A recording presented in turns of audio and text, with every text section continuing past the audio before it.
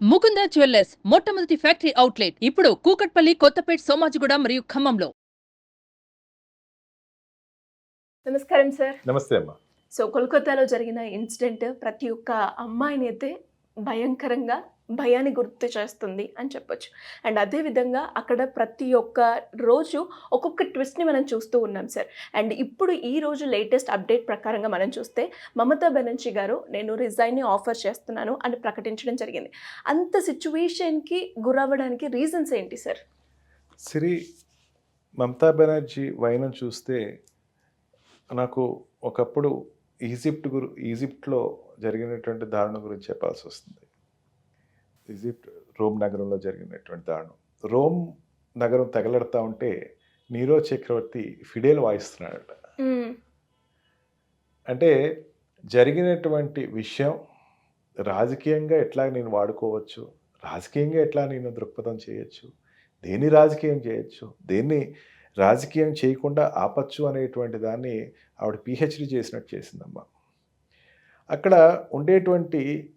ఉండే పరిస్థితుల్లో చూసుకుంటే కమ్యూనిస్టు పరిపాలన నుంచి కమ్యూనిస్టుల కన్నా అద్భుతంగా పరిపాలిస్తానని ఇవిడ తీసుకునేటువంటి పరిపాలన వచ్చింది.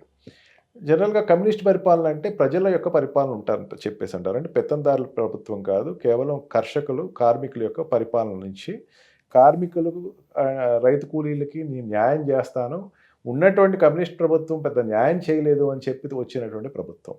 వీడి మీద కొంచెం ఎక్స్పెక్టేషన్స్ ఎక్కువే ఉంటాయి. ఇండియా వైజ్గా ఎక్స్పెక్టేషన్స్ ఉంటాయమ్మా, ప్రపంచం వైజ్గా కూడా ఎక్కువ ఉంటాయి. కారణం ఏంటంటే ఒక కమ్యూనిస్ట్ ప్రభుత్వం పనికి రాదు అని చెప్పేసి ఆవిడ ఒక సాధారణ ప్రజలకు జరిగేటువంటి అన్యాయం గురించి ఆవిడ చాలా ఎలుగెత్తి చాటి ఆవిడ పరిపాలనలోకి వచ్చినటువంటి 10 సంవత్సరాలు దాటి ఇప్పుడు ఉండేటువంటి ప్రభుత్వంలో ఆవిడ అనేకమైనటువంటి అవకాశాలను ఏ రకంగా చేతపుచ్చుకుంది, ఈ విషయంలో ఆవిడ ఎందుకు ఫెయిల్ అయింది అనేది ఒకసారి చూద్దామమ్మా.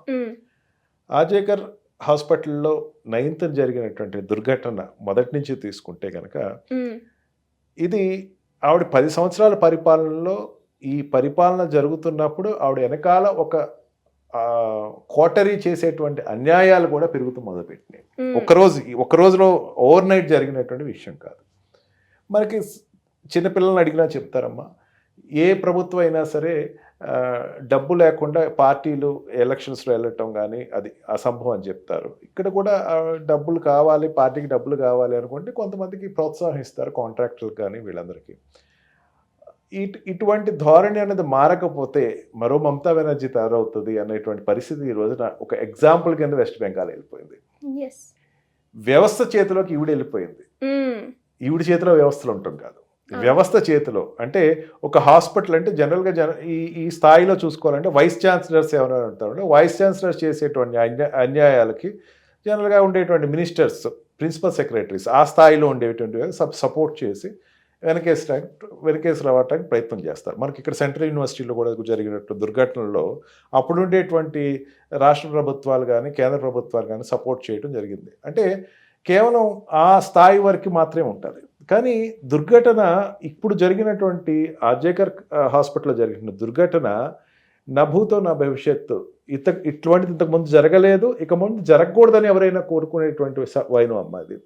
దానిని ఈ గవర్నమెంట్, మమతా బెనర్జీ గవర్నమెంట్ అన్నది చాలా ఈజీగా, చాలా చిన్న విషయం, దీని ఎందుకు సీరియస్గా తీసుకుంటారు అనేటువంటి స్థాయికి ఆవిడ దిగింది అంటే జనాలు ఊరుకోలేదు. విసిరి ఆడపిల్లల్ని బయటకు పంపుతున్నాం మేము, ఆడపిల్లలు అర్ధరాత్రులు తిరుగుతున్నారు అక్కడ, హాస్పిటల్ పేరున, నర్సింగ్ పేరున, అనేకమైనటువంటి ఉద్యోగాల పేరున ఆడపిల్లలు తిరుగుతున్నారు, ఏంటి ఆడపిల్లల రక్షణ మీరేం కల్పిస్తారు అని చెప్తే, రక్షణ నేనేం కల్పిస్తాను, మీ పిల్లలు మీరు జాగ్రత్తగా చేసి పెట్టుకోవాలి, కానీ ఎవరెవరితో తిరుగుతుందో మాకు సంబంధం ఏంటి అనేటువంటి ధోరణిలో రాష్ట్ర ప్రభుత్వం దిగజారింది. చాలా దారుణం. సుప్రీంకోర్టులో వాళ్ళు చెప్పినటువంటి అనేక విషయాల్లో ఆ ఆర్జేకర్ హాస్పిటల్లో జరిగినటువంటి అన్యాయానికి రాష్ట్ర ప్రభుత్వం పూర్తిగా ఫెయిల్యూర్ అయిందని చెప్పేసి చెప్పకనే చెప్పింది. మొదటి నుంచి తీసుకుంటే జనాల్లో నమ్మకం పోయింది. ఈవిడ ఎంత పెద్ద చర్య తీసుకున్నా జనాలు నమ్మేటువంటి పరిస్థితి లేరు అసలు. జనాలు లాస్ట్ టైం ఎలక్షన్లో కనుక మమతా బెనర్జీ గురించి చూస్తే కనుక ఆవిడ జనాల దగ్గరికి ఒక కుంటి సాగుతోటి వచ్చింది. ఏ కుంటి సాగు, నా కాలు ఇరిగింది, నన్ను ఎవరో ఈ మగవారు నడిపేటువంటి పార్టీలు నన్ను రోడ్డు మీద యాక్సిడెంట్ చేసేసి నన్ను చంపేయడానికి ప్రయత్నించింది అన్నట్టు సింపతితో నగ్గింది. బాగా గుర్తుపెట్టుకోండి. With sympathy she won the election. Sympathy కనుక లేకపోతే ఈరోజు మమతా బెనర్జీ అక్కడ లేదు. ఏమని సింపతి? ఆడదానని నన్ను చూసి మగ సమాజం నన్ను ఏదో రకంగా ఈవిని అంతమొందించాలి, ఈవిని అంతమొందిస్తే తప్ప ఇక్కడ ఆడవాళ్ళ పెత్తనం నడవదు అని చెప్పేసేసి నన్ను చూడండి నా కాలు ఇరిగిపోయింది అని చెప్పేసేసి ఆవిడ మొత్తం యాత్ర అంతా కూడా ఒక వీల్ చైర్లో తిరిగిందమ్మా. అంటే ఆవిడకి ఏ పేరు చెప్పుకుని వచ్చింది? ఆడవాళ్ళ జరుగుతున్న అన్యాయంతో పేరు చెప్పుకుంది. కోర్స్ అది నాటకం అనేది అందరికీ తెలిసిపోయింది. ఎలక్షన్ అయిపోయిన వెంటనే ఆవిడ కాళ్ళు కట్టి ఇక్కడ పట్టేసేసి ప్రమాణ స్వీకారంకి వెళ్ళింది.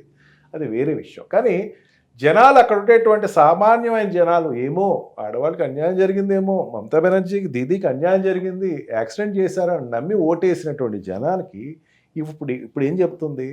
ఒక ఆడపిల్లను అదుపులో పెట్టుకోలేని తల్లిదండ్రుల గురించి నీ పెద్దగా ఆలోచించను అనేటువంటి ధోరణి మొదలుపెట్టింది.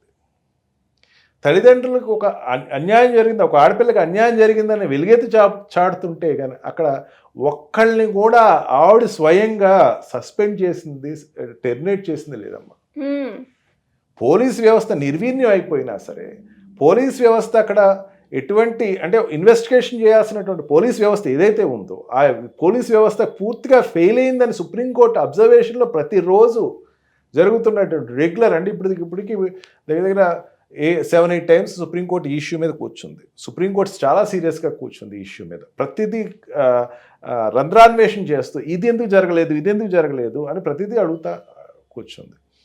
అటువంటి దాంట్లో అనేక విషయాలు బయటకు వస్తున్న దాంట్లో పోలీస్ వ్యవస్థ ఫెయిల్యూర్ అయింది కనపడుతుంది. అక్కడ ఉండేటువంటి ఒక డిప్యూటీ కమిషనర్ని కానీ ఒక కమిషనర్ ఆఫ్ పోలీస్ని కానీ ఈ టైంలోకి వస్తే డీజీపీ రాజీనామా చేస్తాడు. ఫస్ట్ జనరల్గా చేసేదంటే డైరెక్టర్ జనరల్ ఆఫ్ పోలీస్ రాజీనామా చేస్తారు, ప్రిన్సిపల్ సెక్రటరీ హోమ్ రాజీనామా చేస్తారు, ప్రిన్సిపల్ సెక్రటరీ హెల్త్ రాజీనామా చేస్తారు. వీళ్ళెవ్వరూ రాజీనామా చేయకుండా వాళ్ళని కాపాడుకుంటూ చేస్తున్న దాన్ని ప్రజలు హర్షించలేదు. ఏం చేయదలుచుకున్నారు మీరు అని ప్రశ్నిస్తున్నటువంటి జనాలకి మీరు గట్టిగా అడిగితే నేను రాజీనామా చేస్తాను, రాజీనామా చేయమంటారా చెప్పండి, నేను రాజీనామా చేస్తే చాలా అనర్థాలు జరుగుతాయి అన్నట్టు ఒక బెదిరించిందమ్మా ఆవిడ. ఒక ఆడపిల్లకి జరిగిన అన్యాయాన్ని గురించి మీరు చేయాల్సినటువంటి తక్షణ చర్య ఏది, దాని మీద మీరు సీరియస్గా కూర్చోండి అని చెప్పేసి అడిగినటువంటి జనానికి ఆవిడ ఇచ్చిన సమాధానం ఏంటంటే నేను ఇట్లాగే ఉంటాను, నేను ఇట్లాగే నడుపుతాను, ఏం చేసుకుంటారో చేసుకోండి, మీరు గట్టిగా అడిగితే రాజీనామా చేస్తాను, అంతేగాని ఇంక నేనేం చేయలేను అని చేతులు ఎత్తేసిన పరిస్థితి.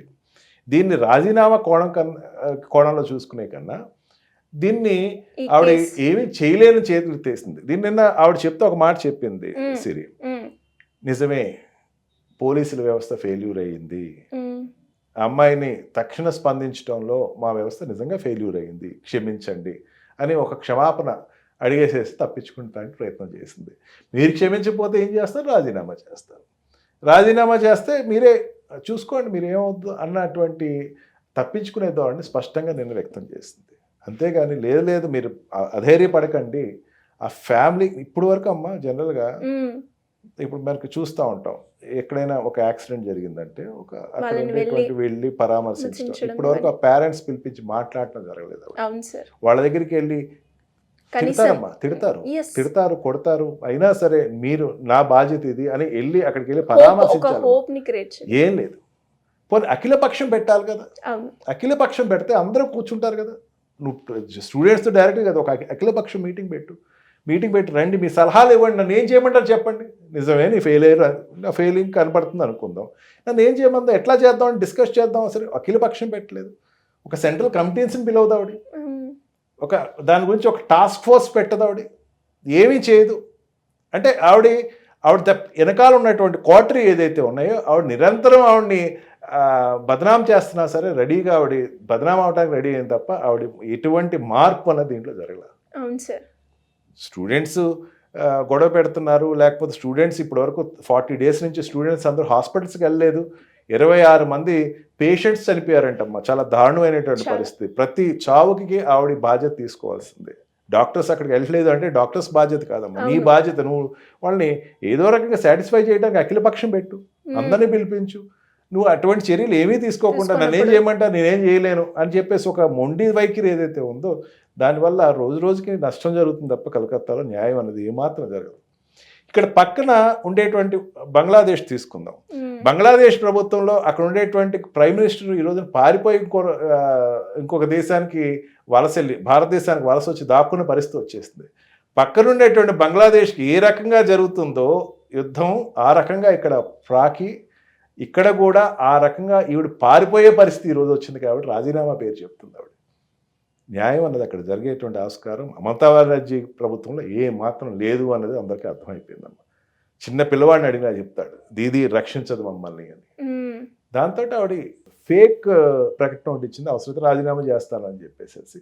కానీ బంగ్లాదేశ్ పరిస్థితి అక్కడికి వస్తుందేమో అన్న భయం అందరూ భయపడుతున్నారు. వాళ్ళు బంగ్లాదేశ్లో ఏ రకంగా అయితే అక్కడ ప్రైమ్ మినిస్టర్ అనే నిరంకుశత్వాన్ని పారదోళించి ఆ రాష్ట్రానికి ఒక స్వతంత్రం తెచ్చుకున్నారు, ఆ రకంగా ఈ రాష్ట్రం తెచ్చుకునేటువంటి పరిస్థితి వస్తుంది అని చెప్పొచ్చమ్మా. Thank you sir, thank you so much. Thank you.